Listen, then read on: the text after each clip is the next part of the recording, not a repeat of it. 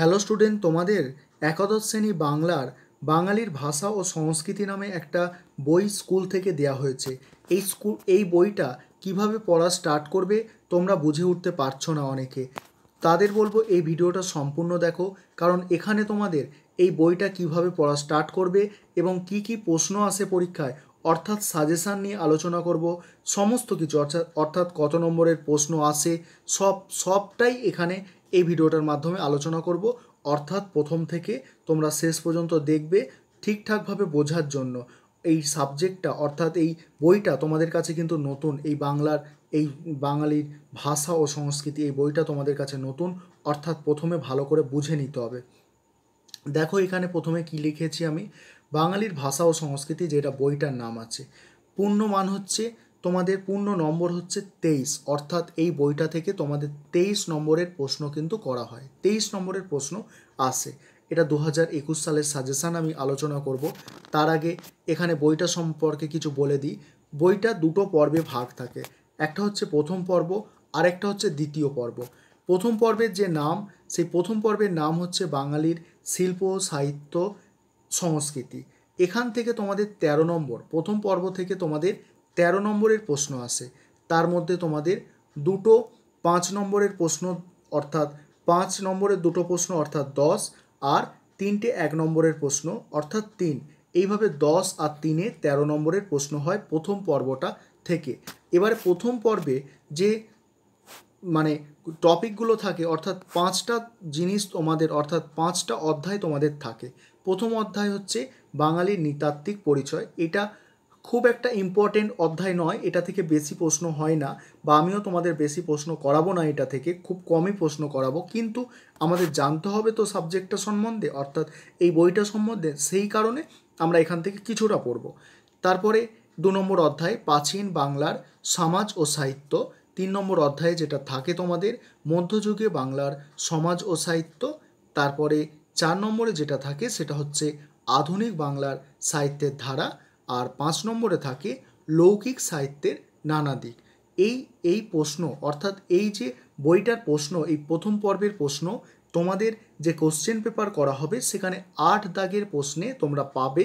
এই প্রথম পর্বের যে অধ্যায়গুলো আছে এখান থেকে প্রশ্ন তোমরা 8 দাগের প্রশ্নেতে পাবে।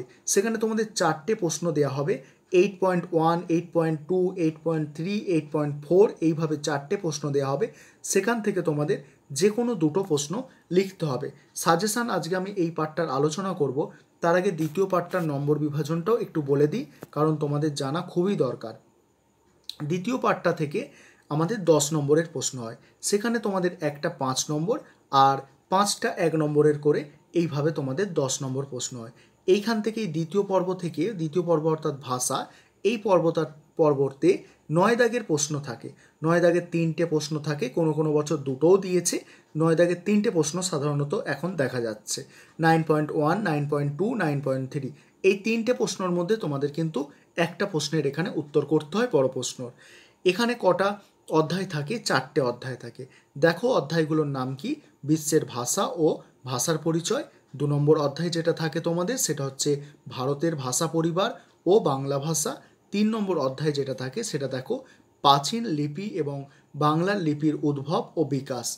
4 নম্বর অধ্যায় থাকে ভাষা বৈচিত্র্য ও বাংলা ভাষা। এবারে আমরা এই প্রথম পর্বের টোটাল সাজেশানটা, অর্থাৎ তোমাদের এই যে 10 নম্বরের প্রশ্ন, আজকের ভিডিওটা দেখলে অবশ্যই তোমরা কমন পাবে। টোটাল এই প্রথম পর্বের সাজেশানটা নিয়ে আলোচনা করব। দেখো প্রথম পর্বের সাজেশান আর অ্যান্সারগুলো, অর্থাৎ উত্তরগুলো কোথায় পাবে, সম্পূর্ণ ভিডিওটা দেখো, তারপরে তোমরা বুঝতে পারবে যে অ্যান্সারগুলো কোথায় পাওয়া যায়।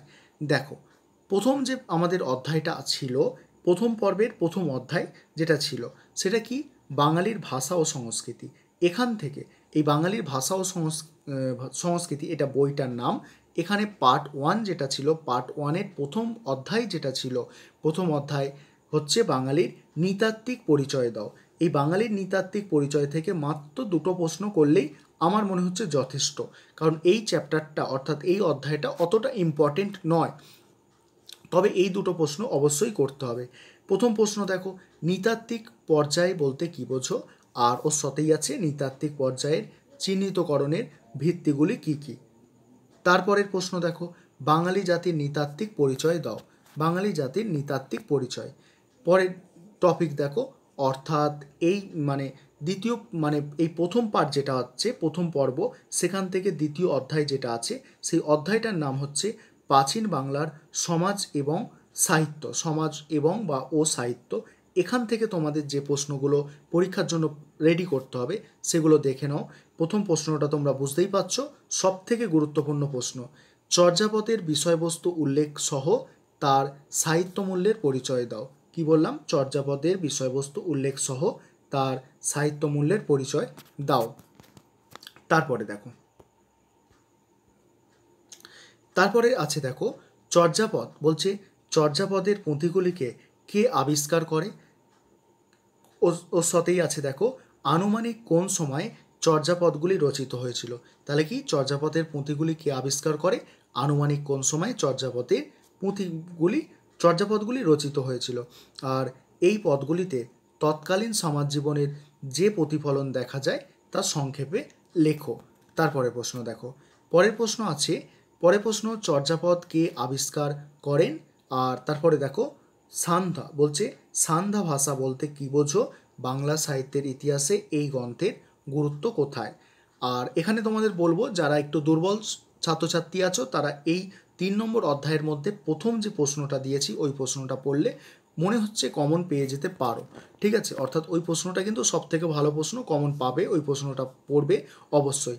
তারপরে দেখো, এখানে আরও একটা প্রশ্ন আছে, চর্যাপদের গুরুত্ব।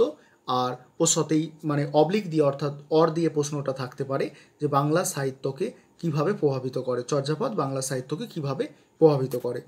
এবারে পরের অধ্যায় অর্থাৎ 3 নম্বর অধ্যায় যেটা থাকে, 3 নম্বর অধ্যায় থেকে যে প্রশ্নগুলো তোমাদের করতে হবে সেগুলো দেখো। মধ্যযুগে বাংলার সমাজ ও সাহিত্য, এই অধ্যায় থেকে যেগুলো তোমাদের পড়তে হবে দেখো। 1 নম্বর প্রশ্ন, চণ্ডীমঙ্গলের শ্রেষ্ঠ কবিকে? চণ্ডীমঙ্গলের শ্রেষ্ঠ কবিকে এর সাথেই আছে তার কাব্য প্রতিভা আলোচনা করো। খুবই ইম্পর্টেন্ট প্রশ্ন এটা। প্রথম যে 3টে প্রশ্ন আছে এই অধ্যায় থেকে, এই প্রথম 3টে প্রশ্নের মধ্যে কিন্তু একটা প্রশ্ন তোমরা পরীক্ষায় অবশ্যই পাবে। তার সত্ত্বেও আমি বেশি করে প্রশ্ন দিয়েছি, অর্থাৎ তোমাদের এই যে বইটা সম্পর্কে আমি প্রথমেই বললাম যে জানতে হবে, যারা পরবর্তীকালে বাংলায় অনার্স নিতে চাও বা বাংলা ভাষাটাকে ভালোবাসো, তোমরা পরবর্তীকালে এই বাংলা ভাষা নিয়ে পড়াশোনা করবে, তাদের জন্য কিন্তু এই বইটা একটু জানতে হবে, সেই জন্য একটু বেশি প্রশ্ন আমি দিয়ে রেখেছি।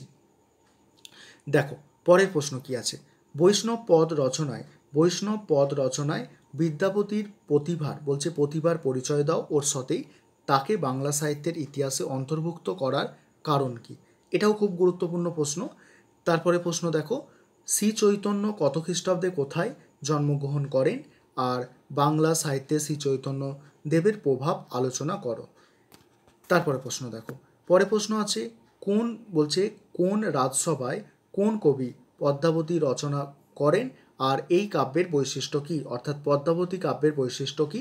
তোমরা যখন বাংলা অনার্স নেবে বা ফার্স্ট ইয়ারে সেকেন্ড ইয়ারে বাংলা পড়বে তখন কিন্তু এই পদ্মাবতী সম্পর্কে আরও বেশি জানতে পারবে। তারপরে প্রশ্ন দেখো, 5 দাগের প্রশ্নটা দেখো, অষ্টাদশ শতাব্দীর যুগ বৈশিষ্ট্য উল্লেখ করে রামপ্রসাদ সেনের কাব্যচর্চার সংক্ষিপ্ত পরিচয় দাও। এটাও গুরুত্বপূর্ণ প্রশ্ন। তারপরে প্রশ্ন দেখো, ওই অধ্যায় থেকেই আরও 2টো প্রশ্ন আমি রেখেছি, এই 2টো প্রশ্ন তোমরা দেখে নাও। প্রথম প্রশ্ন যেটা আছে, শ্রীকৃষ্ণ কীর্তন কাব্যে কয়টি খণ্ড ও কী কী? এই কাব্যটির সাহিত্যমূল্য আলোচনা করো। তারপরে প্রশ্ন, শ্রীকৃষ্ণ বিজয় কাব্যটির রচয়িতা কে? তিনি কি উপাধি পেয়েছিলেন? তার কাব্যের সংক্ষিপ্ত পরিচয় দাও। এবারে পরের অধ্যায়, নেক্সট অধ্যায় থেকে তোমাদের যেগুলো পড়তে হবে সেগুলো হচ্ছে, এখানে কিন্তু প্রথম 2টো প্রশ্ন সব থেকে বেশি ইম্পর্টেন্ট। যারা একটু দুর্বল ছাত্রছাত্রী আছো, আবারও বলছি যে তারা একটু, আমি যে কথাগুলো বলছি একটু খেয়াল করো, যে প্রথম 2টো প্রশ্ন কিন্তু তোমাদের পড়লে অনেকটাই ভালো হবে। প্রথম যে প্রশ্নটা আছে দেখো, মাইকেল মধুসূদন দত্তের 2টি নাটকের নাম উল্লেখ করো। আর ওর সাথেই আছে বাংলা নাটকে তার কৃতিত্ব বা অবদান লেখো। তারপরে প্রশ্ন দেখো, গীতিকাব্য কাকে বলে? এই ধারায় বিহারীলাল চক্রবর্তীর অবদান। গীতিকাব্য কাকে বলে? এই ধারায় বিহারীলাল চক্রবর্তীর অবদান। পরের প্রশ্ন, এই অধ্যায় থেকে বাংলা নাট্য সাহিত্যে দ্বিজেন্দ্রলাল রায়ের অবদান, ভূমিকা বা কৃতিত্ব, একই জিনিস, ঠিক আছে, অবদান, ভূমিকা বা কৃতিত্ব আলোচনা করো। এবারে আমাদের লাস্ট যে পার্টটা থাকে, অর্থাৎ শেষ যে অধ্যায়টা থাকে, সেখান থেকে কিন্তু এই 3টে প্রশ্নই তোমাদের করতে হবে। আর এখান থেকে কোনো প্রশ্ন কিন্তু বাদ দেওয়া চলবে না, 3টে প্রশ্নই গুরুত্বপূর্ণ। আর এইখান থেকে তোমরা অবশ্যই একটা প্রশ্ন পাবে। আর এই যে পার্টটা, অর্থাৎ এই লাস্ট পার্টটা, এটা মুখস্থ করা খুব সহজ, ঠিক আছে? এখান থেকে প্রশ্নগুলো খুব সহজ হয়। প্রথম প্রশ্ন, ছড়ার বৈশিষ্ট্য আলোচনা করো, যে কোনো 2 ধরনের ছড়ার উদাহরণ দাও। তারপরে প্রশ্ন, ধাঁধার বৈশিষ্ট্য আলোচনা করো, 2টি ধাঁধার উদাহরণ দাও। তারপরে প্রশ্ন, প্রবাদ বা প্রবচন কাকে বলে, 4টি বাংলা প্রবাদের উদাহরণ দাও। ঠিক আছে, এই ছিল আজকের সাজেশানটা, প্রথম পার্টের সাজেশান। আর দ্বিতীয় পর্বটা পাওয়ার জন্য তোমরা চ্যানেলটাকে পারলে সাবস্ক্রাইব করে রাখতে পারো। আর তোমরা চাইলে আমার সঙ্গে আমার অনলাইন ক্লাস নিতে পারো, আমি অনলাইন ক্লাস করাচ্ছি তোমাদের বাংলার, সপ্তাহে 2টো ক্লাস পাবে। তার এক মানে বাংলা সাবজেক্টটা তুমি যদি অনলাইন ক্লাস করতে চাও, সেখানে তুমি সপ্তাহে 2টো ক্লাস পাবে। এই সমস্ত প্রশ্ন যেগুলো দিয়েছি, সব প্রশ্নের উত্তর তোমাকে বুঝিয়ে দেওয়া হবে, নোট দিয়ে দেওয়া হবে পিডিএফ আকারে, সমস্ত কিছু করা হবে। আর তার জন্য তোমাদের মান্থলি, অর্থাৎ মাসে মাত্র 100 টাকা দিতে হচ্ছে, সপ্তাহে 2টো ক্লাস পাচ্ছ তার জন্য। যদি কেউ ইচ্ছুক থাকো, তাহলে এখানে আমার নাম্বারটা দেওয়া আছে, দেখো মোবাইল নাম্বার, আর ওটাই হোয়াটসঅ্যাপ নাম্বার, ওই নম্বরে যোগাযোগ করতে পারো। নাম্বারটা একবার আমি বলছি, দেখো 9123005218। আরেকবার রিপিট করছি, 9123005218। আর দ্বিতীয় পর্বটা পাওয়ার জন্য কি করবে, তোমরা চ্যানেলটাকে সাবস্ক্রাইব করবে। আর এই যে পার্টটা, তো অর্থাৎ এই বইটা আমাদের কাছে নতুন, সুতরাং যারা ভিডিওটা দেখতে পেলে তারা কিন্তু বন্ধুবান্ধবদের সাথে শেয়ার করে দেবে, তারাও যাতে জানতে পারে যে কত নম্বরের প্রশ্ন থাকে বা কী ব্যাপার। এই বইটা অতটা কঠিন নয়, ঠিক আছে? যতটা তোমরা ভাবছো, একটু যদি ভালো করে পড়াশোনা করা যায়, তাহলে কিন্তু এখান থেকেও ভালো নাম্বার ওঠে।